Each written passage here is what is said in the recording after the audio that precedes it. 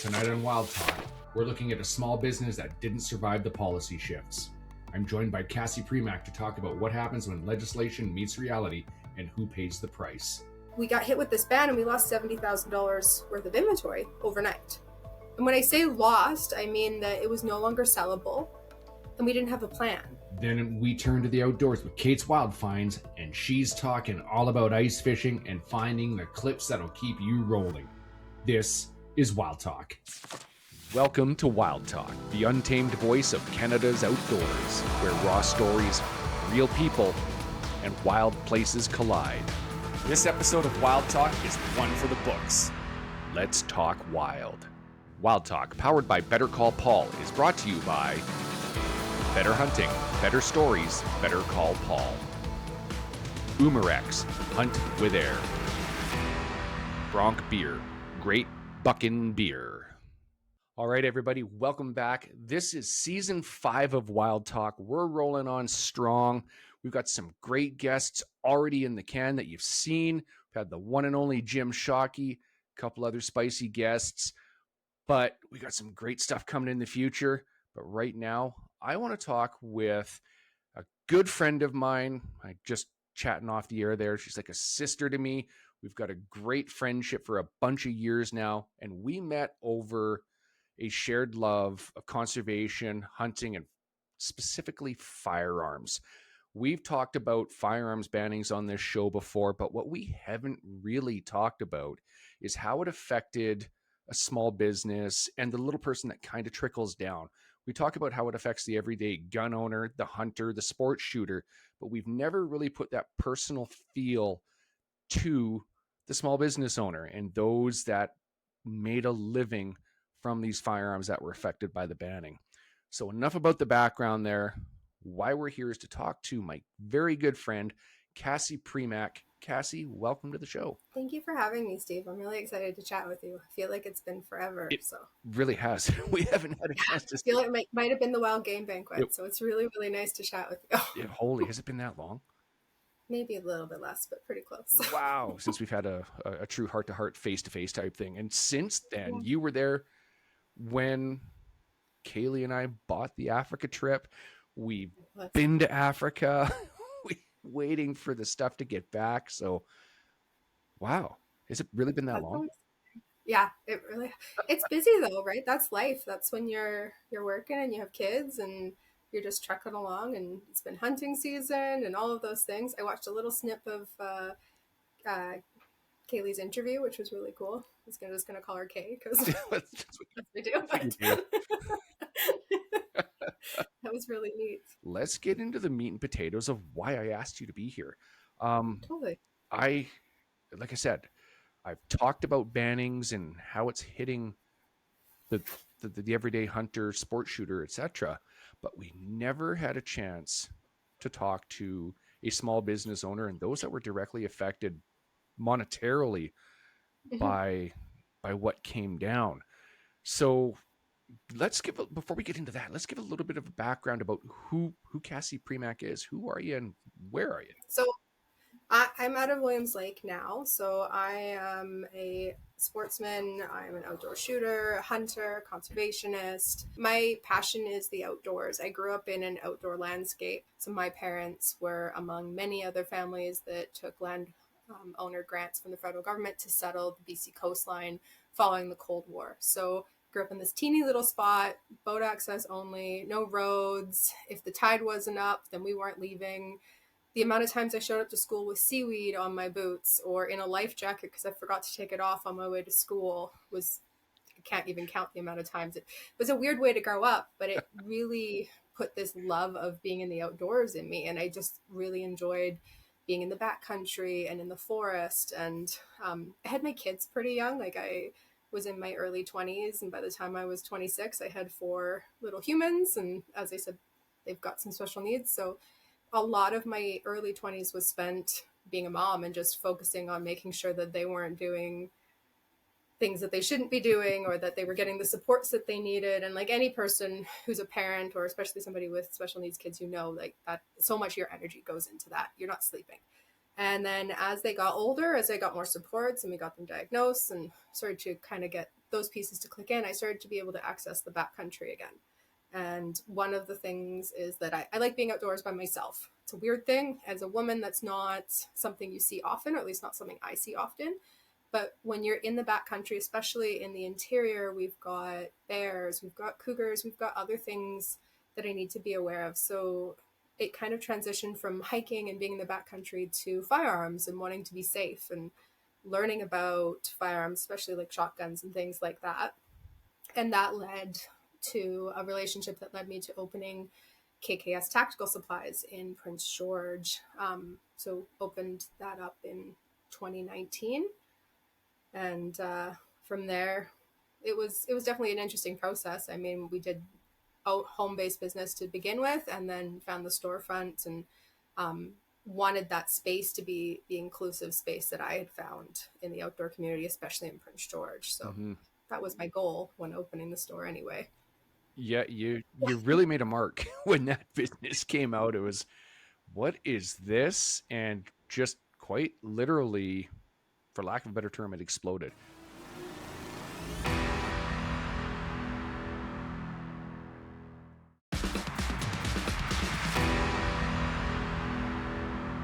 You really got community support behind you. You were a much loved stop when people were coming in and out of town. I'd be kind of biased here if I didn't say that your social media was an absolutely phenomenal presence. A lot. Didn't you even win an award for a commercial as well? I And did, anyway, or we did, sir. anyway, see, sidetrack there. But I, on a true front though, your business really was a pivotal part of our hunting and shooting community in Prince George at a time we didn't have any other stores here, right? We had a couple of ones that kind of dabbled, like corner stores, but this was a dedicated one-stop shop, and you were doing really, really well. And then I'm sure you know the date off the top of your head when, May 1st, 2020. see, May 1st, It's 2020. back in the middle of COVID as well, Mm-hmm. right? So this was the purpose of our store when we opened it was that it was family friendly. Yes. As I mentioned, with having kids and being a parent, it was really a challenge for me to work outside of the home at that time. When we opened the storefront, my youngest was 3 years old. She was in the process of being diagnosed with autism. Her older brothers were also in varying degrees of getting their diagnoses and supports, and the older kids as well. And I just was so hard to find a job that understood that I haven't slept in 3 days or Yes. that I need to leave for these appointments. So we, at the time, my partner and I opened up KKS Tactical Supplies and wanted it to be family friendly because my kids needed to be there. If my kids were having an off day or it was the middle of summer, it was really common for you to come into the store and Mm-hmm. see my oldest behind the counter running the till, Sure was. or my oldest in the back helping with sighting in a rifle or hanging out with the airsoft guys. We wanted it to be a space that new shooters could come into, that people who were interested in hunting could come into and ask those questions and say, like, I don't know what I'm doing. What can you do to help me? And I think I'm really proud of the space that we had, really proud of the people that we were able to help and the amount of people who would come in to feel comfortable. Because I know as a woman myself in the sporting community, I haven't always had the most welcoming experiences when I go into a firearms Mm-hmm. store. There's still it's still a community that's opening up to women, but it still has a long ways to go.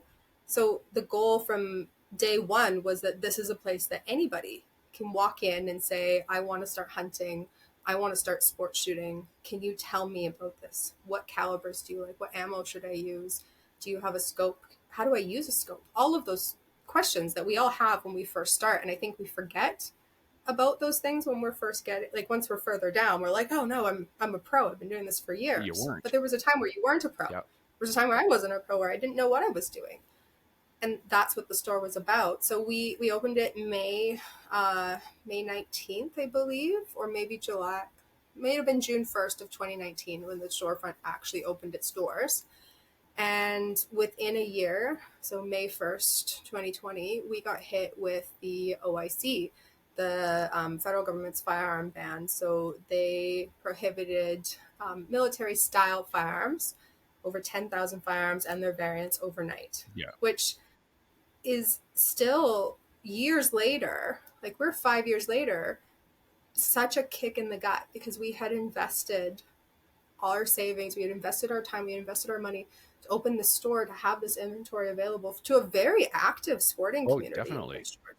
At the time, Prince George didn't have other firearms stores. Like you said, there was a couple of corner stores that were doing it, but the closest real firearms store would have been Cora Lane's up in Dawson Creek. Yeah. And they were rocking it.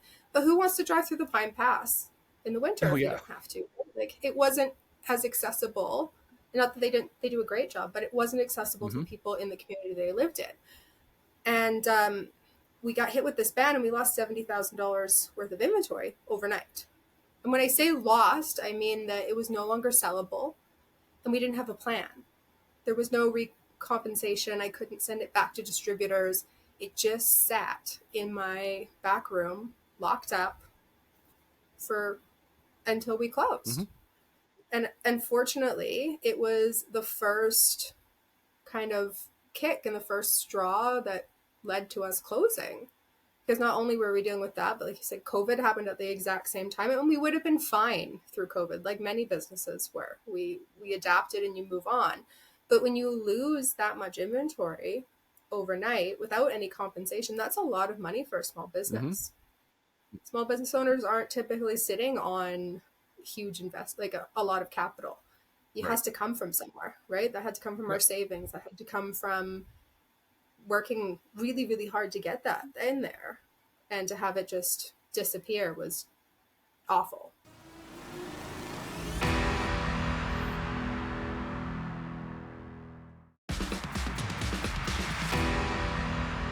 So walk me through the steps. The banning came in May 1st.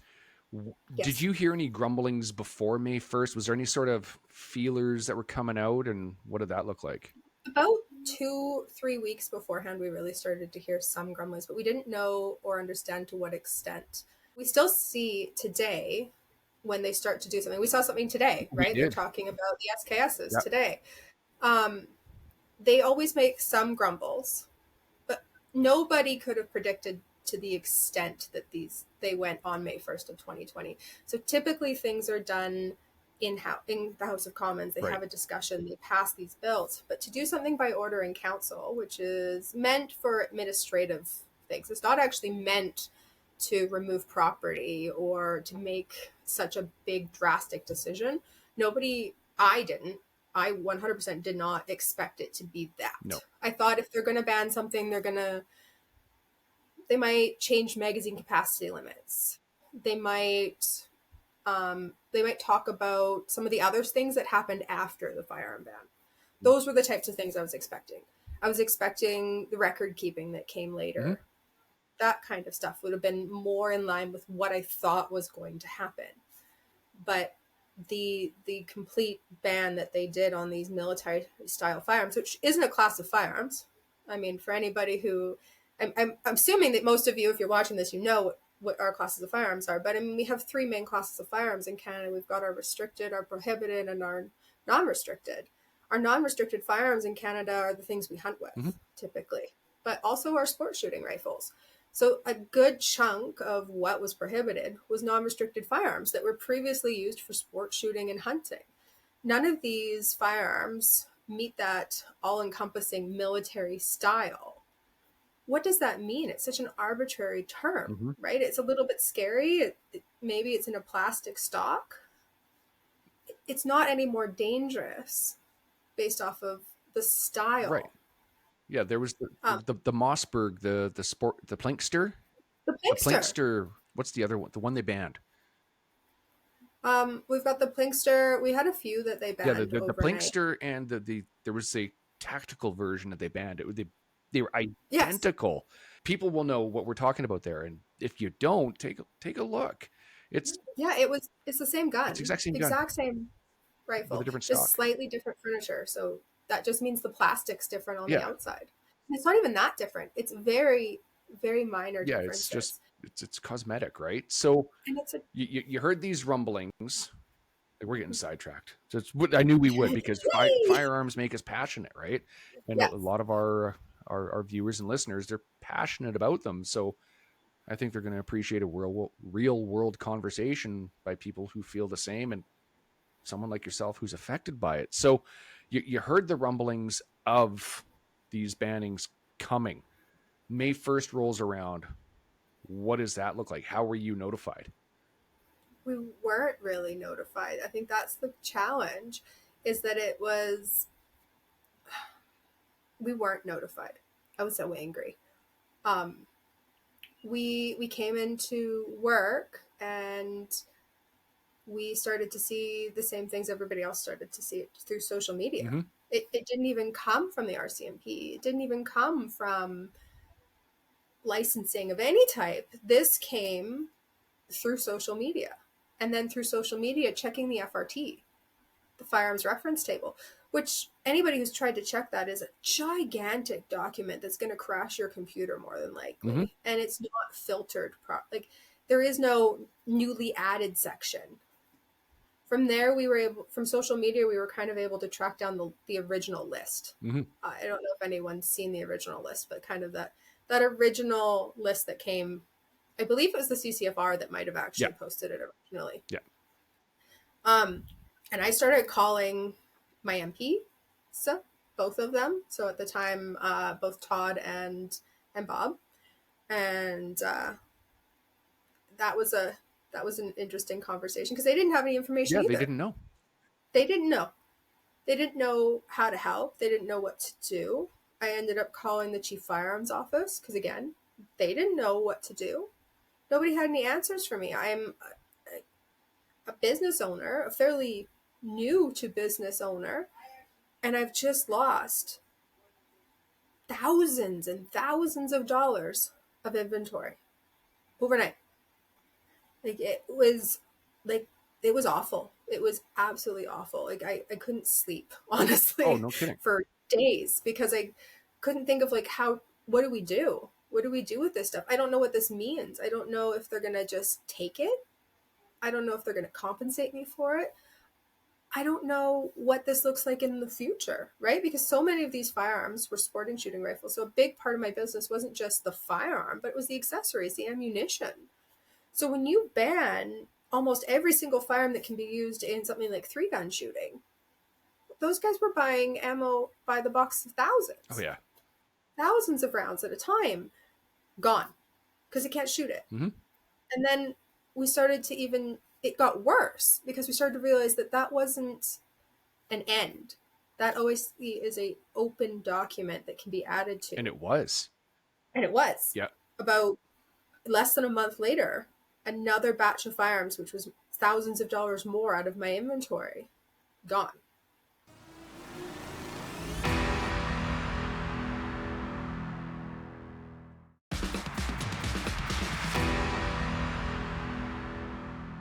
And when I say gone, it's just sitting.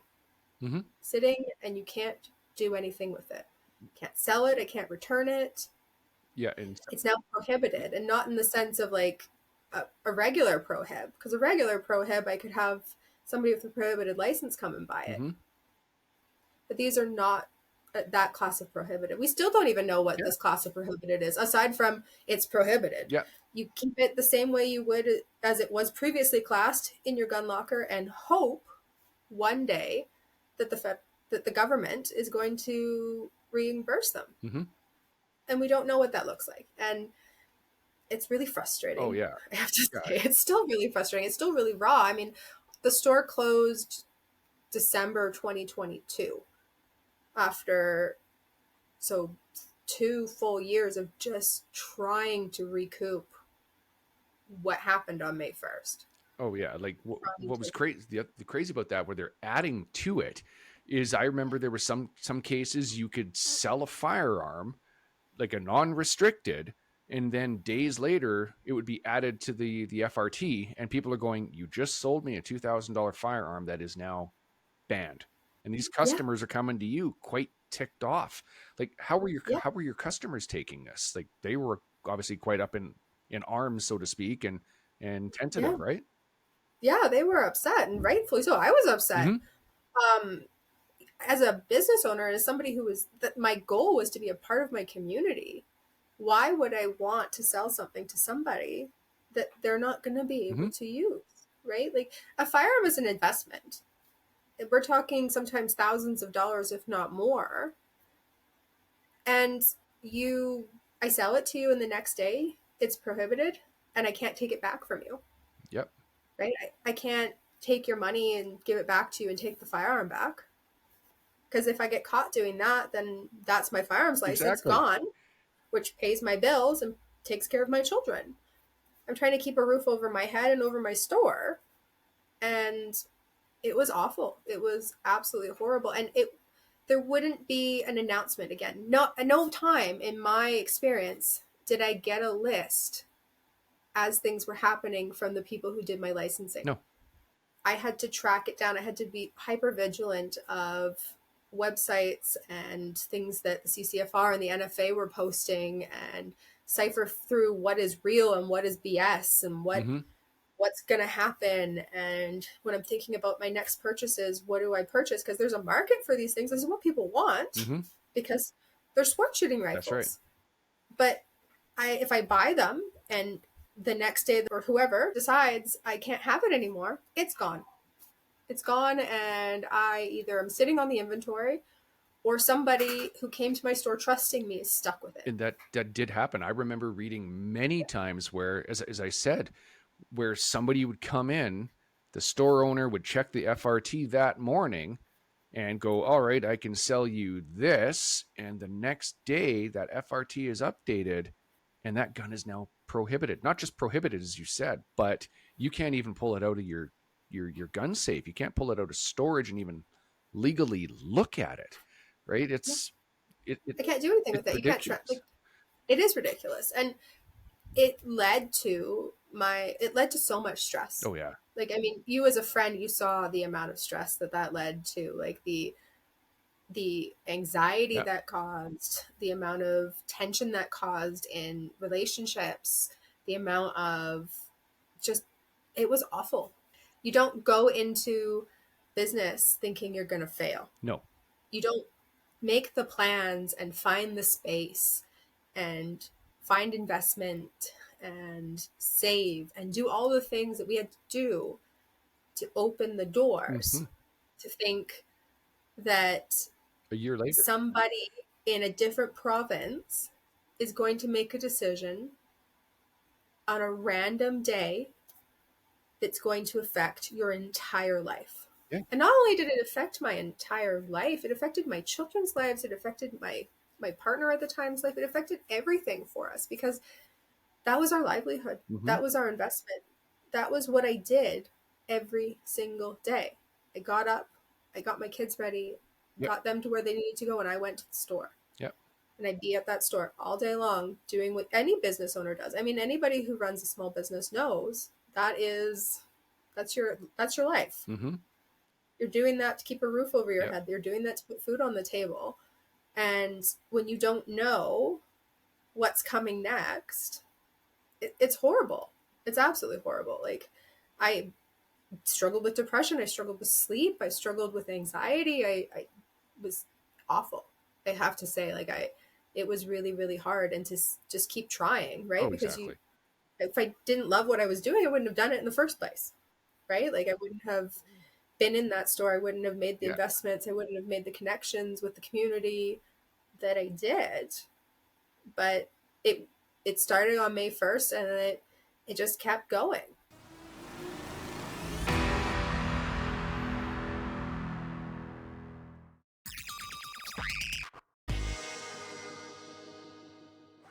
Yo, everybody, Kate here, and welcome back to another episode of Wild Talk.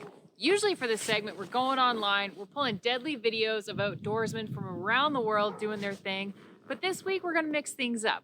We're doing a community spotlight on one of our very own, Laura Bagheera, amazing videographer, editor for Wild TV. She gets into the thick of it when it comes to ice fishing, so we've pulled deadly videos of our very own Laura B. Pitter patter, let's get at her. We're out on the lake this weekend doing some ice camping, so welcome to my ice crib. We have an Eskimo Outbreak 450 XD, and it is smaller in size than many other ice huts, but we primarily fish outside, so it works just fine for my husband and I and our 2 dogs. Insulating your floor with these foam tiles is a game changer. We also upgraded to a big buddy heater, which is my saving grace on those extra cold days, but it's always important to have a carbon monoxide detector on you. We use Woods cots. We've tried other brands, but we felt these worked best in the small space, and they have great storage space underneath. When it's time to wind down for the night, our dogs get their very own cot. I know, they're spoiled, and there's still room to leave a tip-up set up for the night. And lastly, we mostly cook outside, but if it's too windy or cold, we just fold up our dog's cot, and there's just enough room for our cooking stove. Ice fishing season is wrapping up, but let me know what you think, and if you have any recommendations to improve our ice camping setup for next year.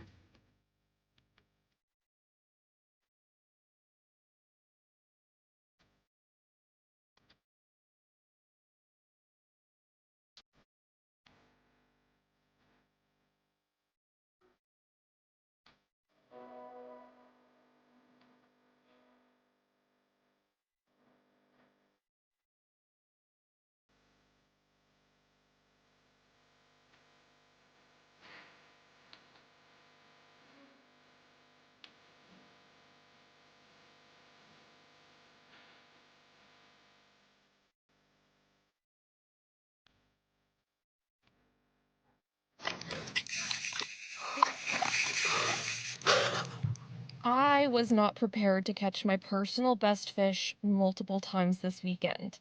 We spent the new year on the ice, and it wasn't long after setting up camp before I hooked onto a couple burbot, a nice PB burbot, 10-6, and a beautiful walleye. We finally hit the hay, and little did I know what was in store for me the next morning.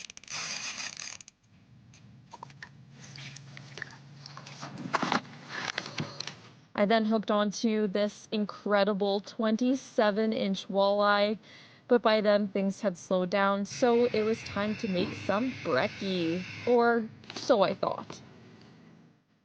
Yeah, it's another PB, a nice 28-inch walleye going down the hole.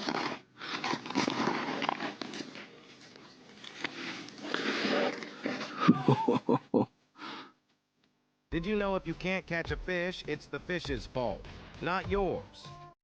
I'm so used to perch fishing and 10 feet of water. Now this is a bit of a workout. There we go. Second catch of the morning. Woo!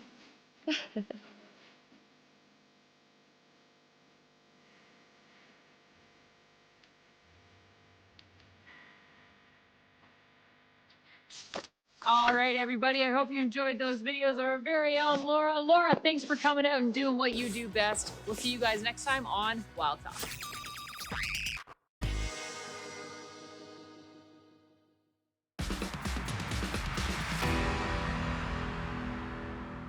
In these bannings, they included airsoft, They did. right? Like airsoft guns. Which is another big part of my business. Yes, you guys were huge into the airsoft.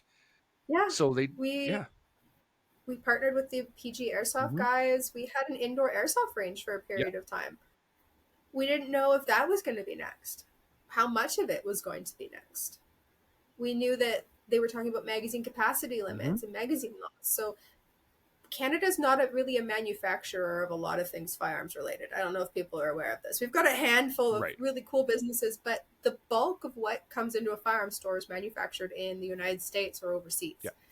They're not going to manufacture magazines specifically for the Canadian market, especially in the climate that we have currently around firearms in Canada. So I'm sitting on that inventory that is at risk constantly.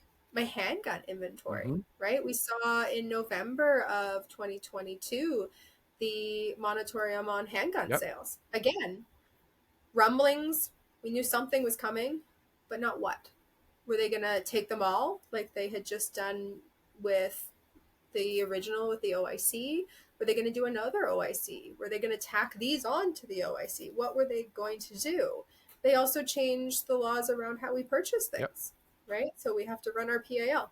it's all about community safety, which is always something I support, but they don't think about the impact. They don't roll out a plan.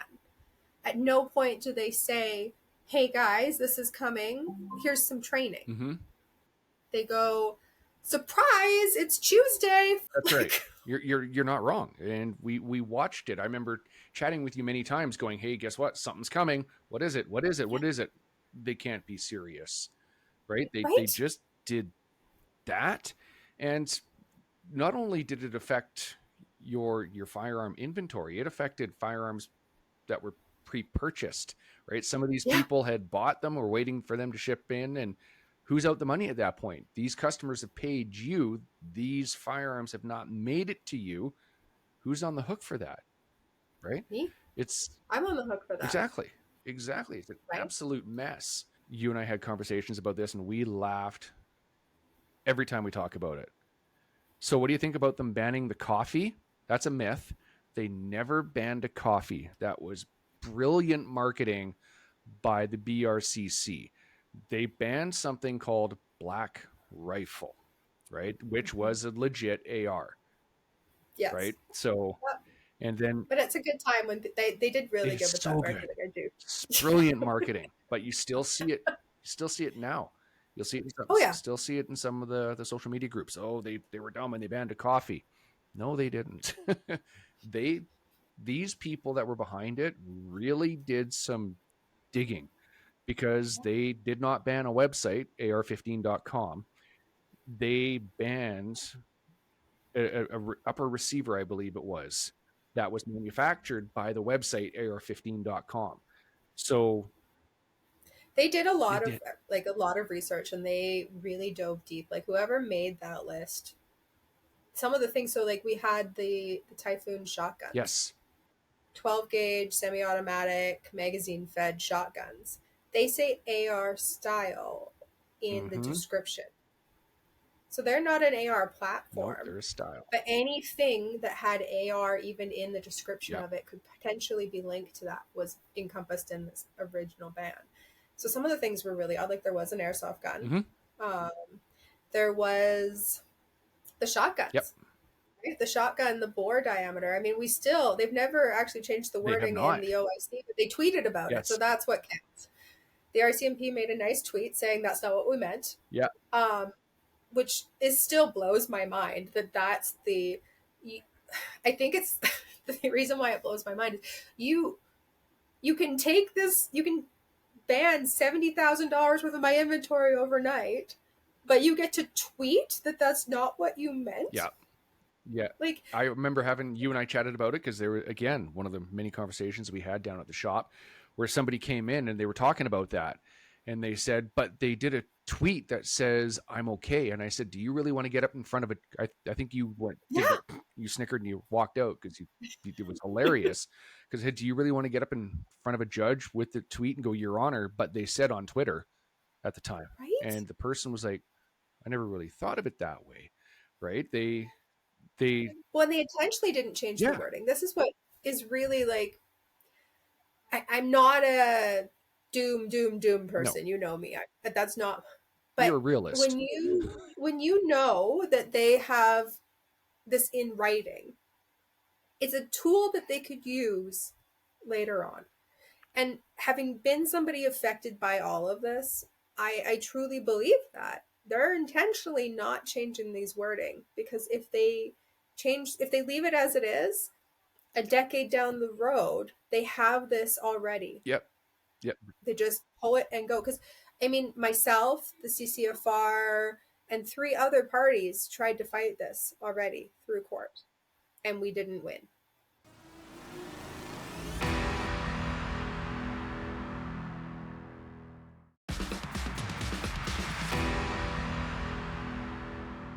That always makes me laugh, though, the term buyback, right? You don't own it in the first place. How are you buying it back? You're using my tax dollars to take it. But we don't have the right to own property. That has been the blaring fact that came out of this OIC, is that as a Canadian citizen, I do not have the right to own property. I pay taxes on my income. I pay taxes on my purchases. I pay taxes on my home, on my property, all of these things. but I don't get a say in my property. And I don't get a say on whether or not I get compensated for that property. For somebody who maybe had one firearm that was affected, that might be a loss of a couple $100 to a couple $1,000. And that's awful, and that really sucks. But for somebody who is a sport shooter or a collector, Mm-hmm. we're talking tens of thousands of dollars, 30, 40, $70,000. And the federal government has said, we might do a buyback. We're going to look at what that looks like. Yeah. We won't tell you what it's worth. Yeah. If I choose now to not follow that buyback, what are the consequences? So anybody who's taken their PAL knows up to 7 years in federal prison Mhm. for a firearms offense, fines, you will lose your firearms license. These are really scary things to somebody who is using sport shooting or hunting to support their families or for their mental health or as a just enjoyment. The idea that my hobby, if that's what you want to call it, can be stripped from me worth tens of thousands of dollars the next day it sucks. It's awful. Yeah, with the stroke of a Right? So pen. why would people trust that I'm going to keep a record and that record's not going to be used against them? Mm-hmm. That was a huge impact on the store. Nobody likes that. No, it's just there's just so much stuff that was done in a negative way, and you as a small business owner, like $70,000, that's unreal, right? Like as you said, that's not easy to recoup. I remember watching this go down and how it was affecting you personally, and how the community tried to rally, but there was only so much we could do, because as you said, though, it was like going in there, and I had multiple conversations with you about scopes. When I was looking at an upgraded scope, it was okay, well, this one here, yeah, but there was rumors at the time that they were looking at potentially banning high powered sniper scopes, right? There was And our store was like firearms was the base. Yes. Firearms, airsoft, and accessories. But we didn't have a big footprint. We're sitting in a fairly small space when we opened the doors. So what we could fit in there for inventory was a lot smaller than somebody with maybe a bit more capital Right. could have done. The plan was to grow and to get to a bigger And space. you were But well on when your you're way. losing what felt like every day, and I know that that's an exaggeration and it wasn't every day, but it felt like every day because every day was trying to recoup what we'd lost. So we tried to pivot as we were losing things. So we bought a hydro dipping tank thinking, okay, well, That's right. they already have these firearms. I can help make them different, Mhm. right? Like we only have this limited supply that we can work with. Let's make them cool. Let's find a way to stay open. Let's keep our doors open so we can do what we love, but we're losing money. So hydro dipping. We did crispy pig. That's So right. pig roaster, right? And then we did a clothing store. Mhm. Just trying to keep our heads above You even water. brought in like a claw machine. Yes, Yeah. we had a claw machine. Yes. I filled it with squatty potty ponies, apparently. Unicorns. Anybody who's ever seen the good squatty potty Lord, before? yes. I didn't realize what that was until Yeah. a lovely 10-year-old got one and opened my eyes to the squatty potty world. I was mortified that I had put these things in my family-friendly claw machine.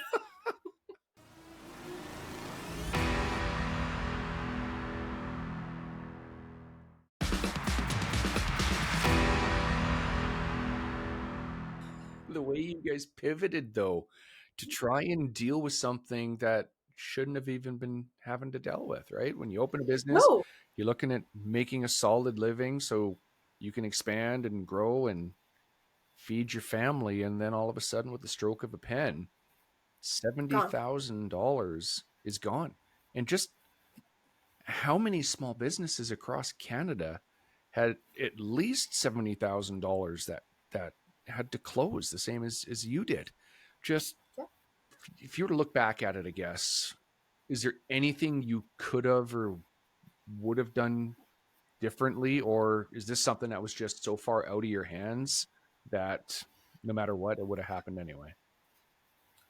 I wouldn't have changed it. It would have happened anyway. I really truly believe that.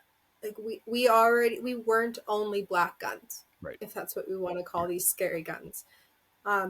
We were doing hunting, we were doing these other things as well. It just happened to be a big part of what we had in inventory because there was a demand for it, because we liked them, and because we wanted to make them accessible to our community because our community wanted them, right? These were firearms that were used for sport shooting. These were firearms that were used for fun, right? These were families going out and doing some plinking. These weren't the firearms that were affecting my community. My store wasn't supplying the people who were hurting the people in my community. We wanted to just have the things that people wanted and that we wanted because we like them.